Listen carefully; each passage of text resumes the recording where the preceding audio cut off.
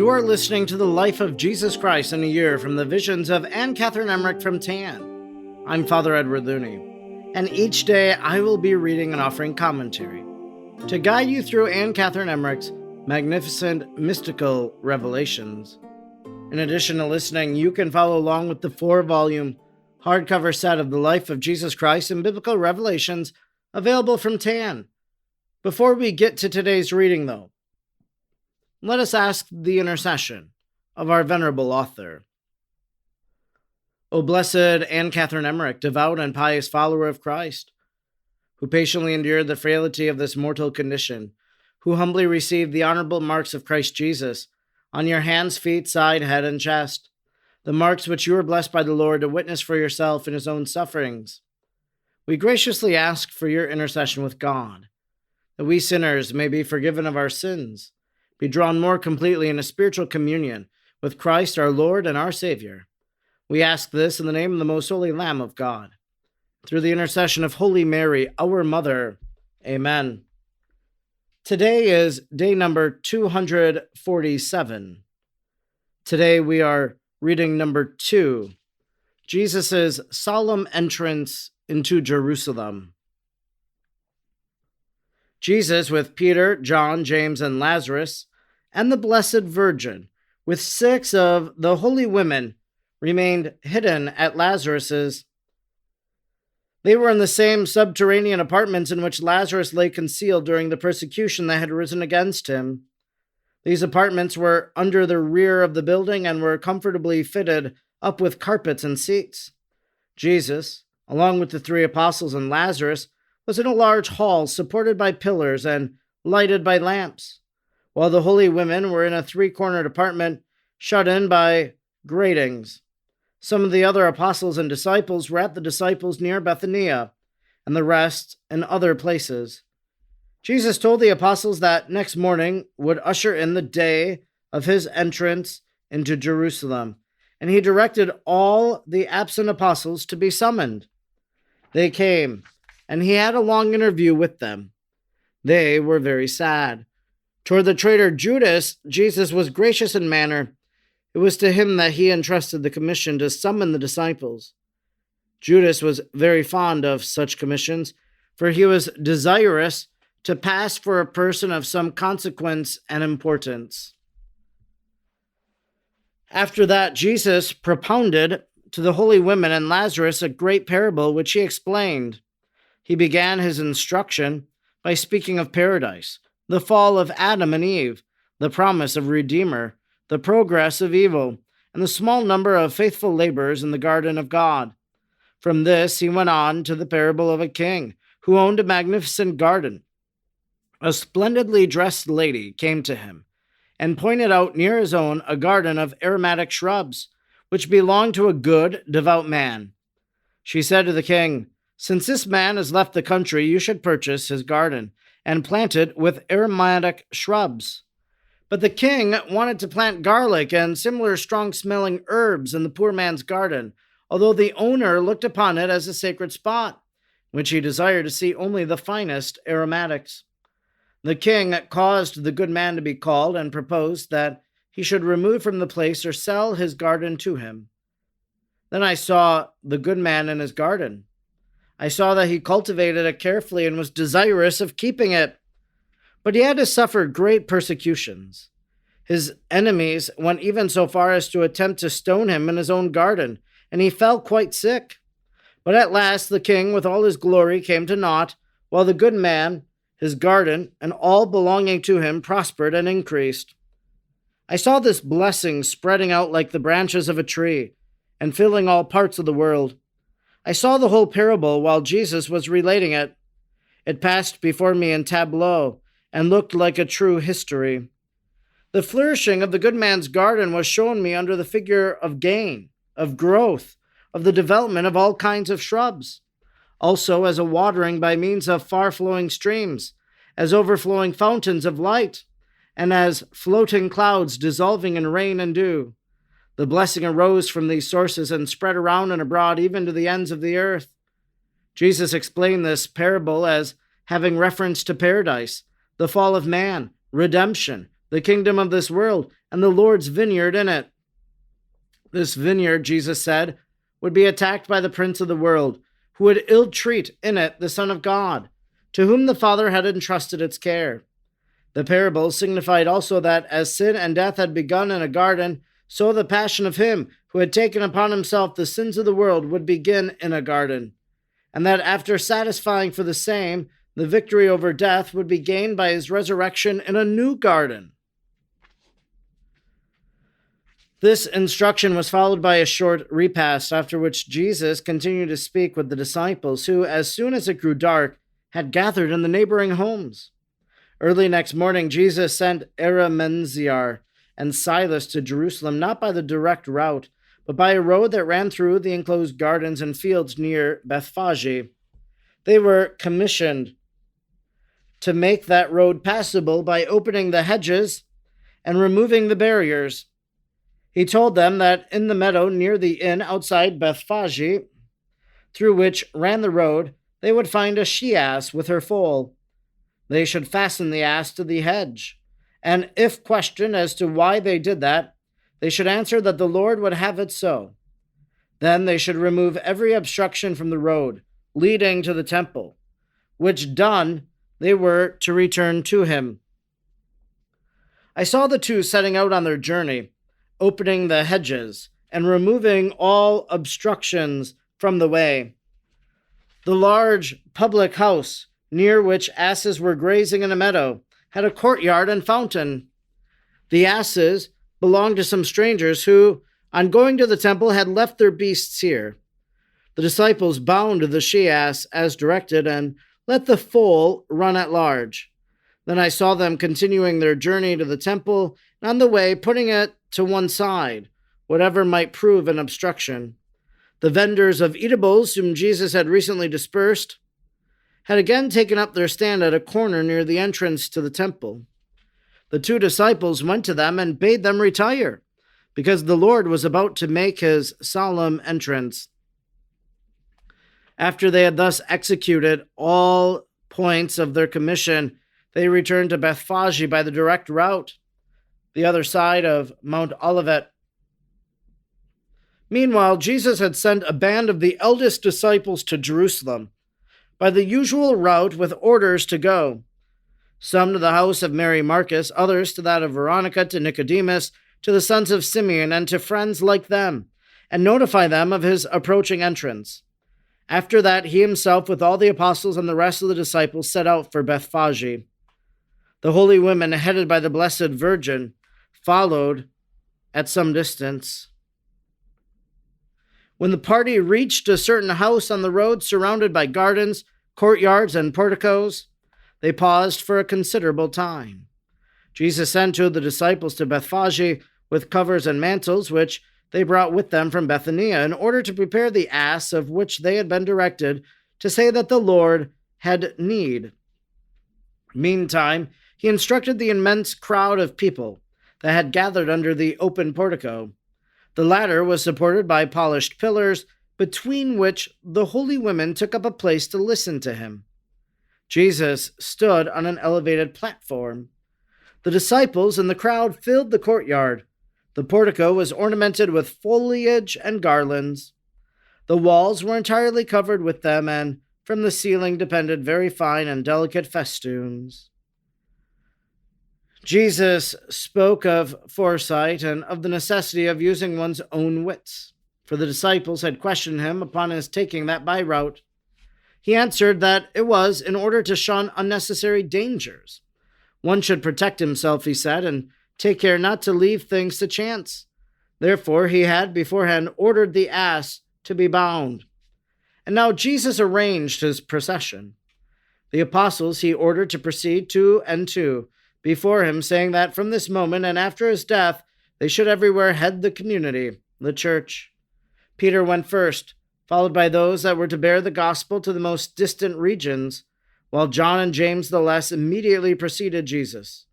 All carried palm branches.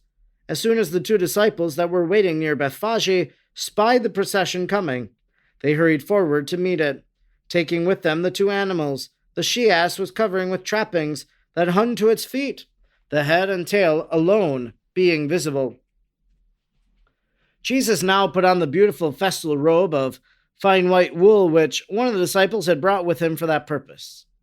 It was long and flowing with the train. The broad girdle that confined in it at the waist bore an inscription in letters. He then put around his neck a wide stole that reached to the knees, on the two ends of which something like shields was embroidered in brown. The two disciples assisted Jesus to mount the cross seat on the ass. The animal had no bridle, but around its neck was a narrow strip of stuff that hung down loose. I know not whether Jesus rode on the she-ass or on its foal, for they were of the same size. The riderless animal ran by the other side. Eliud and Silas walked on either side of the Lord, and Eri Menziar behind him. Then followed the disciples most recently received, some of whom he had brought back with him from his last great journey, and others that had been received still later. When the procession was ranged in order, the holy women, two and two, brought up the rear. The Blessed Virgin, who up to this time had always stayed in the background, now went at their head. As the procession moved forward, all began to sing, and the people at Bethphage, who had gathered around the two disciples while they were awaiting Jesus' coming, followed after like a swarm. Jesus reminded the disciples of what he had previously told them to notice, namely those that would spread their garments in his path, those that would break off branches from the trees, and those that would render him the double honor, for these last would devote themselves and their worldly goods to his service. From Bethania to Jerusalem, the traveler in those days met Bethphage to the right and rather more to the direction of Bethlehem. The Mount of Olives separated the two roads. It lay on low, swampy ground and was a poor little place consisting of only a row of houses on either side of the road. The house near which the asses were grazing stood some distance from the road in a beautiful meadow between the Bethphage and Jerusalem. On this side the road ascended, but on the other it sank into the valley. Between Mount Olivet and the hills of Jerusalem, Jesus had tarried a while between Bethania and Bethphage. It was on the road beyond the latter place that the two disciples were waiting for him with the ass.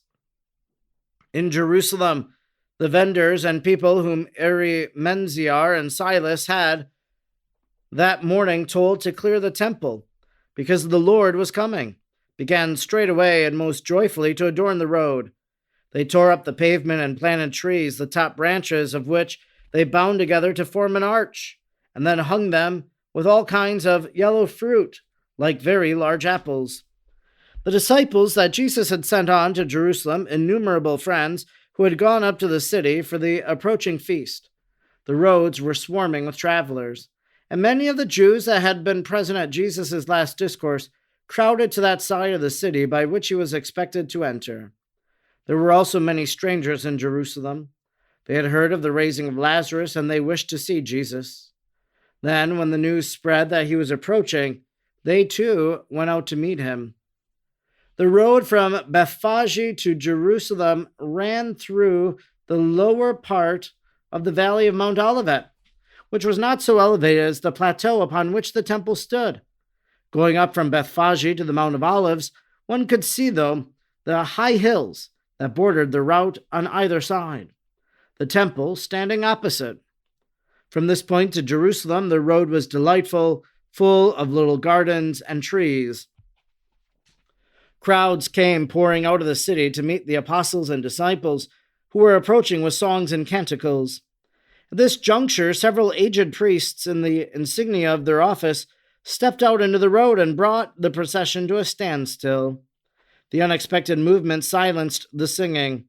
The priests called upon Jesus to say what he meant by such proceedings on the part of his followers, and why he did not prohibit this noise and excitement. Jesus answered that if his followers were silent, the stones on the road would cry out. At these words, the priests retired. Then the high priests took counsel together and ordered to be called before them all the husbands and relatives of the women that had gone out of Jerusalem with the children to meet Jesus. When they made their appearance in answer to the summons, They were all shut up in the great court, and emissaries were sent out to spy what was going on. Many among the crowd that followed Jesus to the temple not only broke off branches from the trees and strewed them in the way, but snatched off their mantles and spread them down, singing and shouting all the while. I saw many that had quite despoiled themselves of their upper garments for that purpose. The children had rushed from the schools and now ran, rejoicing with the crowd. Veronica, who had 2 children by her, threw her own veil in the way, and snatching another from one of the children, spread that down also. She and the other women joined the holy women who were in the rear of the procession. There were about 17 of them.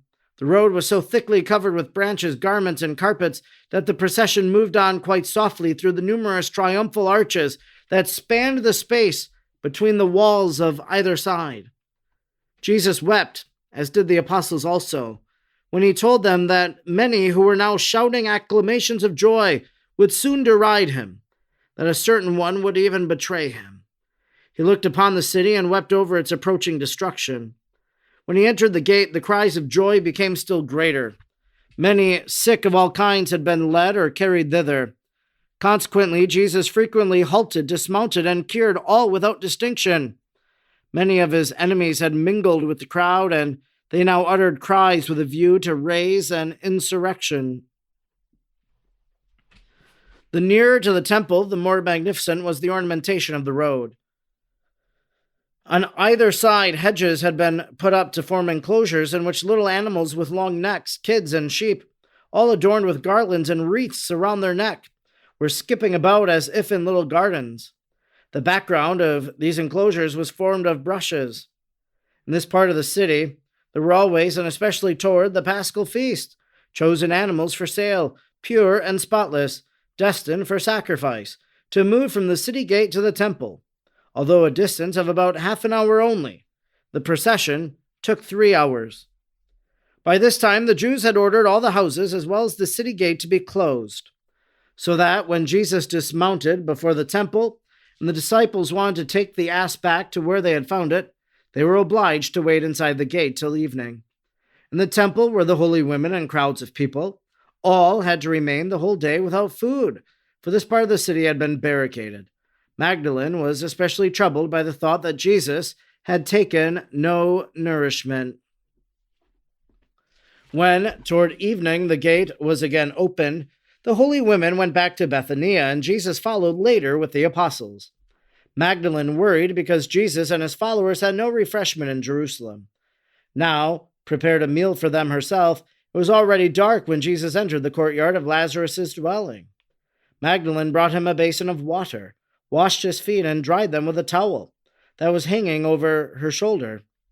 The food that she had prepared did not amount to a regular meal. It was merely a luncheon. While the Lord was partaking of it, she approached and poured balm over his head. I saw Judas, who passed her at this moment, muttering his dissatisfaction, but she replied to his murmurs by saying that she could never thank the Lord sufficiently for what he had done for her and her brother. After that, Jesus went to the public house of Simon the leper, where several of the disciples were gathered, and taught a little while. From there he went out to the disciples' inn, where he spoke for some time, and then returned to the house of Simon the leper. As Jesus next day was going to Jerusalem with the apostles, he was hungry. But it seemed to me that it was after the conversion of the Jews and the accomplishment of his own mission. He sighed for the hour when his passion would be over, for he knew its immensity and dreaded it in advance. He went to a fig tree on the road and looked up at it. When he saw no fruit, but only leaves upon it, he cursed it, that it should wither and never more bear fruit. And thus did he say what had happened to those that would not acknowledge him. I understood that the fig tree signified the old law, the vine, the new. On the way to the temple, I saw a heap of branches and garlands from yesterday's triumph. In the outer portico of the temple, many vendors had again established themselves. Some of them had on their backs cases or boxes which they could unfold and which they placed on a pedestal. The latter they carried along with them. When folded, it was like a walking stick. I saw lying on the tables heaps of pence, bound together in different ways by little chains, hooks, and cords, so as to form various figures. Some were yellow, others white, brown, and variegated. I think they were pieces of money intended for ornamental pendants. I saw also numbers of cages with birds, standing one above another, and in one of the porticos there were calves and other cattle. Jesus ordered the dealers to be off, and as they hesitated to obey, he doubled up a cincture like a whip, and drove them from side to side and beyond the precincts of the temple. While Jesus was teaching, some strangers of distinction from Greece, John 12:20-37, dispatched their servants from the inn to ask Philip how they could converse with the Lord without mingling with the crowd.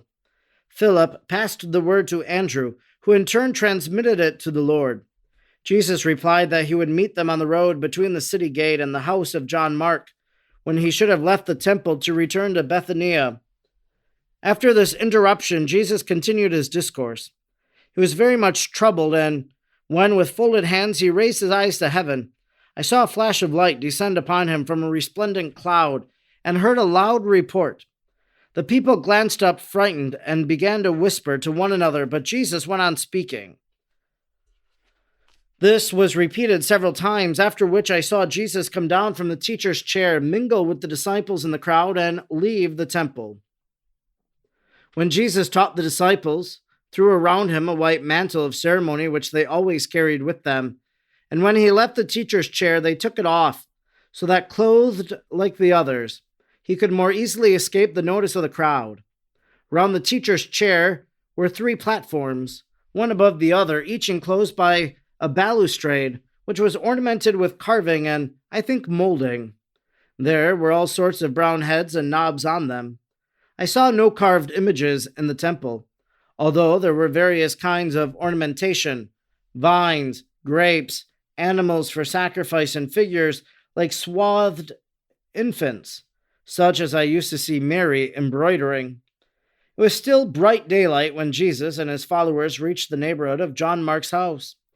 Here the Greeks stepped up, and Jesus spoke to them some minutes. The strangers had some women with them, but they remained standing back. These people were converted. They were among the first to join the disciples at Pentecost and to receive baptism. This concludes our reading today, and now we reflect on what we have just listened to, what we have just read. I know it's the beginning of Lent, but here we are at Palm Sunday. Maybe the thing we should marvel over is the fact that we're at Palm Sunday and we have 38 more days. How much there is written about those sacred days on which Jesus was handed over to death. It's a marvel for us to consider. Jesus enters into Jerusalem, and he commissions Judas, we heard, to really begin the process of this day. It says that Judas was very fond of such commissions, for he was desirous to pass for a person of some consequence and importance. You know, that phrase really struck to my heart. And it made me wonder, maybe I am Judas sometimes, huh? That sometimes I want to be a person of some consequence. I want to be perceived as important. And that's a difficult thing, to kind of balance. How is God calling you to use your gifts and your talents for his honor and glory? And how do you do that and not be a Judas? I think it has to be genuine. It has to come from within. A willingness to serve, all of that. I think you'll know.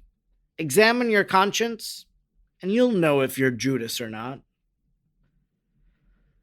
We heard about this parable then in our reading today, and kind of in the reflection about the parable, basically connecting the fact of the garden and how Adam and Eve fall in a garden and Jesus is betrayed in a garden. How Jesus rises from the dead and is in a garden. So the garden, very important, really pointing us to this reality as we know it, that Jesus is the new Adam. Mary is the new Eve. I think that's what we're being drawn into here. It says here too, I saw the two setting out on their journey, opening the hedges, removing all obstructions from the way. For those of you who might not have listened yet to the 3 other volumes, that you're jumping in on the 4th volume, and if you are, welcome. Thank you for joining us. The visions of Anne Catherine Emmerich, it's as if she sees these things, she's witnessing them, she's taking them in her mind's eye. She's a bystander of the events. These aren't dreams, but they're visions that God is allowing her to have. Anne Catherine Emmerich, from a very young age, had mystical, supernatural things happen in her life. And so that's how she has these visions. That's how she's able to relate to us. This passion of the Lord as she witnessed it. And then I thought too, this was an interesting reality here. Something you don't think about. The 2 disciples went to them and bade them retire. This is market owners, because the Lord was about to make his solemn entrance. They went to these shopkeepers and said, you can't open, the Lord is coming. They bade them retire for the day. Jesus stops everything. Everybody pays attention to the Lord. You know, that's what Good Friday used to be like. Everybody was closed noon to 3. Everybody went to the local church, whether you're a Catholic or Lutheran or Methodist. Jesus is passing by. Jesus is dying on the cross. All attention is drawn to him. The women, the holy women that are following the Lord, the holy women were headed by the Blessed Virgin, followed at some distance. Another, kind of interesting detail in our reading today, just simply how they set up the procession. The different orders and newcomers and new believers, those who had just come to the Lord, and how they were also in the procession as well. People hearing about the raising of Lazarus, so they're coming to see Jesus, and here they see him on his triumphal entry. This is the curiosity of the people. Just to know, too, for those of you new to the podcast, we've heard about Veronica before. So the one that wipes the face of Jesus. I'm sure we're going to get that Station of the Cross here in our writings, in our readings over this Lenten season. But we hear about Veronica, who had 2 children, threw her own veil in the way, and snatching another from one of the children, spread that down also. Veronica is present. She's going to wipe the face of Jesus. She's been a follower. She's been with these holy women. So gives us a little context.